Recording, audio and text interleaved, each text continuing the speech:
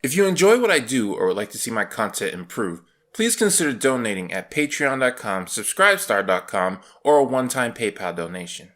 Links in the description. Tess, follow me! Why should I trust you? Because sometimes I feel like a freak too. Wow. You're trapped in a pretty sad life. Want me to go back and step on your dad? Hey, hello, how do you do? Shady Doorags here. Welcome back to Dissecting Disenchantment, the series where we take a look at the show Disenchantment and analyze exactly why it didn't work out. Last time we talked about Alpha and how inconsistent he is due to the purpose of his character constantly shifting. With wrapping him up, we can see how the main trio of characters could have been really good, but what was given to us was a hodgepodge which ultimately didn't live up to the potential they had. With them out of the way, there's still one major thing left to talk about when it comes to Disenchantment, and that's the overall tone of the first six. You see, there is the slight possibility that I maybe could have possibly been wrong. He might be wrong? As predicted, a decent amount of viewers have been quick to point out that not every cartoon, show, and or media can be judged the same way. For example, Teen Titans is a superhero comedy drama. Meanwhile, Teen Titans Go is a superhero parody. Judging both of these shows by the exact same merit is pretty ignorant, as most people going into one will be looking for something different than those going into the other. So one has to ask, is Disenchantment the right kind of show to receive the type of criticism I've been giving it? There are two major points to this topic that need addressing. First is the concept of reviewing the first six based off the final three. You've heard me say before that the first six are bad, but the final three is really good, and that the rest of the show should have been the same quality as the final three. The concern here is that while the show is overarching, the first six was just world building. It isn't fair to condemn those episodes just because they're not as straightforward as the final three. And this is a very true statement. However, this isn't my opinion at all. Let's say you order a meal from a restaurant. After the meal is done, the waiter asks you how it was, and you say, I didn't like the roast beef main course. It had too much salt. I did, however, enjoy the cake for dessert. It had just the right amount of sweetness. I would have liked that the entire meal had that consistency with it. Maybe the chef should have made the entire meal sweet. The waiter then says to you, it's not fair to say the roast beef is bad just because it's not sweet like the cake. Cake is supposed to be sweet. Roast beef isn't. This would be a confusing situation for you, and it's basically the situation I'm in. The criticism I have for the first six is not that they need to be the final three. It's that what was done in the final three was good, but what was done in the first six was bad. Thus, it would have been better had the entire show been of that same quality. One fix to that would have been to keep the tone of the first six the same as the final three, since the show has proven it can do that properly. However, another fix would have simply been to keep the original tone of the first six, but do it correctly. Then we get to the second point, the notion that Disenchantment is a comedy and that I'm basically being a Commander Firebrand. This point is not unique to Disenchantment. There are many people who think that certain critiques don't apply to the comedy genre. Why on earth would you critique something that's primarily meant to make you laugh? Is it not okay for people to just enjoy a show and have a good time? Now, I do somewhat agree. There are shows in which you can over-examine them, and doing so does not point out the flaws of the show, but rather showcases how nitpicky you are. However, the fact that something is a comedy does not determine whether or not that is the case. BoJack Horseman is a comedy. So is F is for Family. And so are a bunch of other shows that if I gave these same critiques, people wouldn't bat an eye because they recognize the tone of those shows. The thing about comedies isn't that they're immune from the usual criticism of standard shows, but that their primary goal is to make people laugh. If you saw a drama that had bad jokes, you would still critique the jokes. Thus, when you see a comedy with factors from other types of genres, you're still perfectly valid in critiquing those aspects. The same people who are saying that all shows are different and comedies should be judged as such should also realize that all comedies are different, and not all of them are going to be as lax as others. Disenchantment, despite being a comedy, still has characters with potential growth, a flowing continuity, and consistency to analyze. It has a story with purpose. But since we're on the subject of comedy anyway, I just want to take a quick moment to say the jokes a lot of times really don't work. A lot of times the setup is good, but the execution is just lackluster. For example, in episode 2, the characters are going to Mermaid Island, and there's a joke about there also being a walrus island. But the worst lies ahead, for there lurk the twin shores of Mermaid Island and Walrus Island, and you don't want to mix those up, believe me. When they get there, they think they're listening to mermaids, but it's revealed that they're actually listening to walruses. A pretty good setup for a pretty good joke. But the problem is, even after they're revealed, everyone still treats them as though they're mermaids. There's no shock that this whole time they were being entranced by walruses. This maybe could have been funny if it wasn't revealed that walruses exist in this world, that these walruses were actually what mermaids just look like in this world. But since we know walruses exist, it's extremely confusing that they're enticed by walruses and then just keep acting like they're mermaids. Where's the joke there? Disenchantment as a whole is about Bean, the princess of Dreamland, and the various adventures she and her friends have. These adventures can range from simple things like throwing a party to larger scale like saving the kingdom. Just sticking to the first 6, while the episodes do have continuity, they're mostly episodic. The theme of these episodes is mostly progressive thinking. Someone in the show, usually Bean, challenges the status quo, and a lesson is learned that how these people normally think about something or someone should be changed. Whether or not I agree with what it's saying is irrelevant at this time. But I think what is more important is whether or not the story is fairly told in order to demonstrate its message.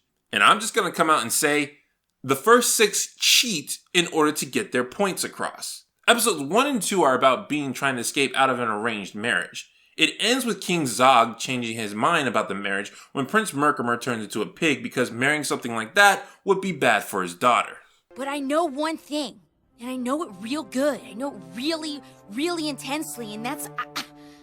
I don't want to marry this pig. Bean may be crazy, but she's right. This whole cursed wedding is canceled. The problem here is that King Zog was never doing this for Bean. He was always doing this for the money and power.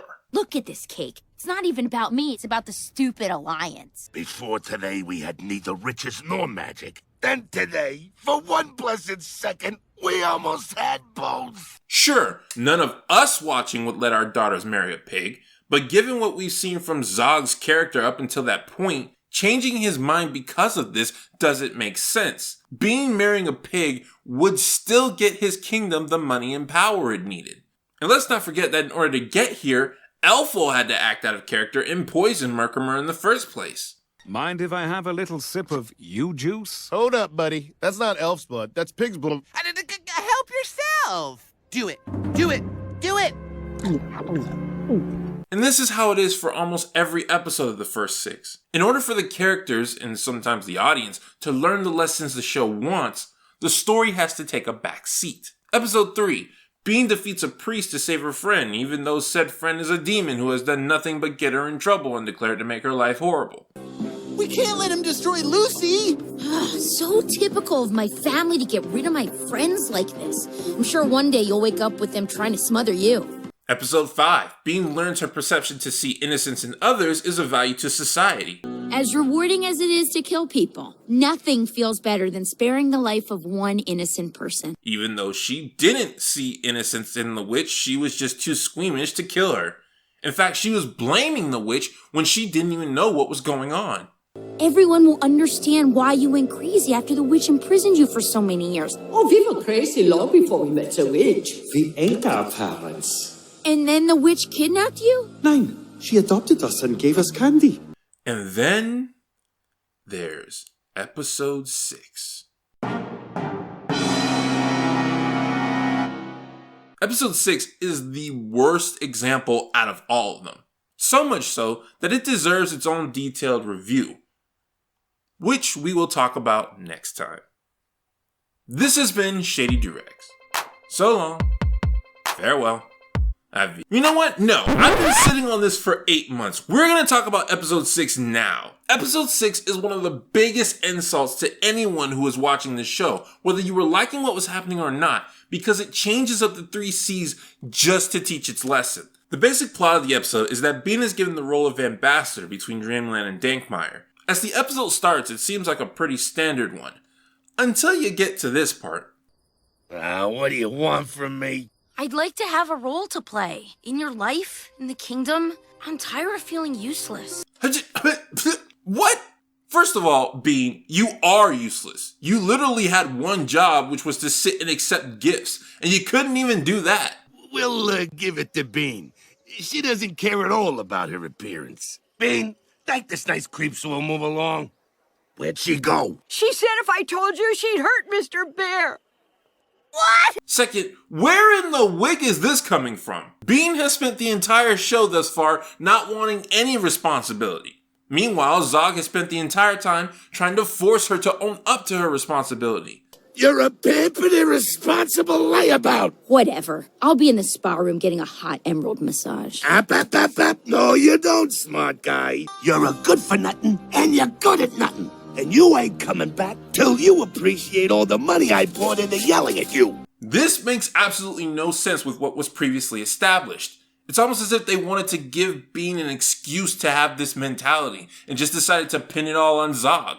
So throughout the episode, we see that Bean is actually a really good ambassador. Even though last episode we were shown she wasn't good at anything, but whatever. Eventually, Lucy messes up the whole thing, even though his job is to tempt Bean to mess up her own life, not to do it himself. The group gets run out of town, attacked by some swamp folk, and fight off a giant monster.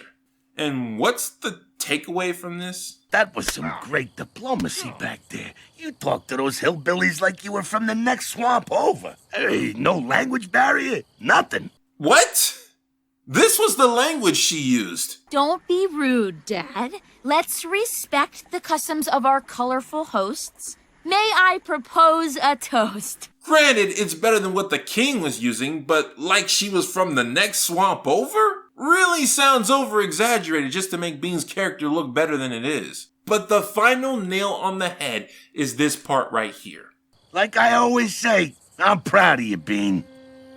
You've never said I'm proud of you. Well, today, I got dangerously close. Literally the episode before this one. I'm proud of you, Beanie. Really? Not that you care what I think. Yeah, I'm kind of cool that way. Thanks, Pops.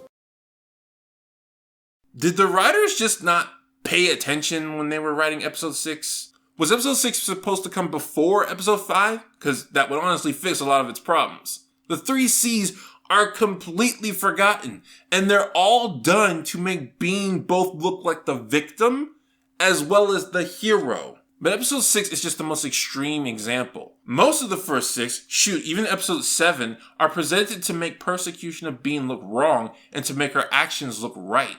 When you have a character like Bean, trying to force her virtues onto her character hurts the show immensely. Instead of the character actually growing in any sort of way, the plot is giving way so that she doesn't have to grow. Thank you, Miss, This is the Honorable Ambassador Tia Beanie. Shh, I'm Bean, okay? Help yourself. So this is the end of Dissecting Disenchantment, but I still have one more video on this show that I really want to make. It's going to be a rather different video than the ones I've been making, but I hope to see you guys there because I think it's one of the most important videos I've had to make in a long time. This has been Shady Doorags. So long, farewell, Auf Wiedersehen, goodbye.